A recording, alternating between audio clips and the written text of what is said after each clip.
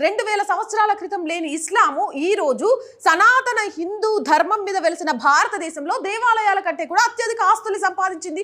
మరి ఏకపక్ష ధోరణితో తనకంటూ తానే ఒక పరిధి గీసుకొని ఏవైనా మేమే మాట్లాడుకుంటాం, మేమే పరిష్కారం చేసుకుంటాం, ఎవరు జోక్యం చేసుకోవద్దని విచ్చలవిడిగా భూములు ఆక్రమించినప్పుడు ఏం చేసింది సుప్రీంకోర్టు? ఎందుకు మౌనం వహించింది? ఈ రోజు పార్లమెంట్లోని ప్రజాప్రతినిధులంతా కూడా వర్క్ బోర్డులో సవరణ జరగాల్సిందే అని చెప్పిన తర్వాత దాన్ని కొంతమంది కుహానాలు కోర్టులో వేయగానే దానికి సంబంధించి స్పెషల్గా పెట్టి ఎందుకు టేకప్ చేసింది? అంటే వర్క్ బోర్డు విషయంలో మౌనం వహిస్తారా?